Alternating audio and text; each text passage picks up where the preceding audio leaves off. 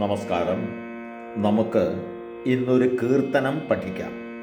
ഹനുമതോടി രാഗത്തിലുള്ളത്, എട്ടാമത്തെ മേളകർത്ത രാഗമായ ഹനുമതോടി എന്ന് പറയുന്ന രാഗത്തിൽ. അതിനെ വെറും തോടി എന്നും പറയാറുണ്ട്. എല്ലാ സ്വരങ്ങളും കോമള സ്വരങ്ങളാണ്, എന്നുവെച്ചാൽ ഒന്നാമത്തെ സ്വരങ്ങളാണ്. ഷഡ്ജം, ശുദ്ധരിഷഭം, സാധാരണ ഗാന്ധാരം, ശുദ്ധമധ്യമം, പഞ്ചമം, ശുദ്ധദൈവതം, കൈശിക നിഷാദം. ഇതാണ് ഇതിൻ്റെ സ്വരസ്ഥാനങ്ങൾ. അത് പ്ലെയിനായിട്ട് പാടുകയാണെങ്കിൽ സ രേ ഗ മ പ ധ നി സ സ നി ധ പ മ ഗ രി സ.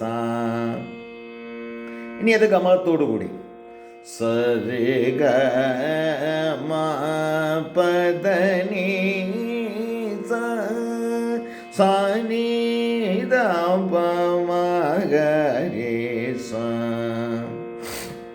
ഇതിൽ ദീക്ഷിതർ കൃതി.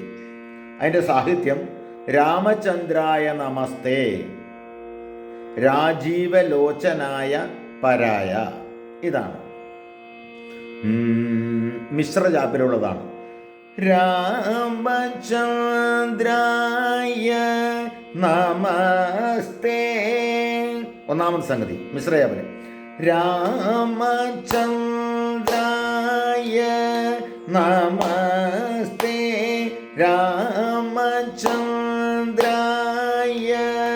നമസ്തേ. ഇനി രണ്ടാമത്തെ സംഗതി രാമചന്ദ്രായ നമസ്തേ, രാമരിതനിതനിസ. അവിടെയാണ് വ്യത്യാസം. രാമചന്ദ്രായ നമസ്തേ, രാമചന്ദ്രായ നമസ്തേ. ഇനി മൂന്നാമത്തെ സംഗതി രാമചന്ദ്രായ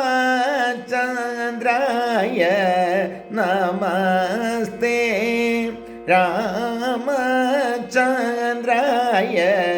നമസ്തേ. മൂന്നാമത്തെ സംഗതി എങ്ങനെ വരും?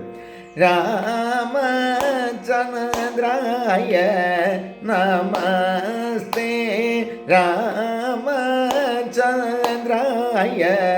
നമസ്തേ, രാജീവലോചനായ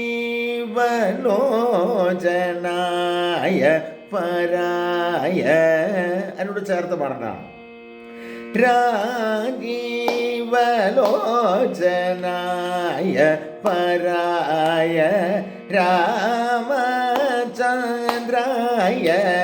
നമസ്തേ, രാജീവലോചനായ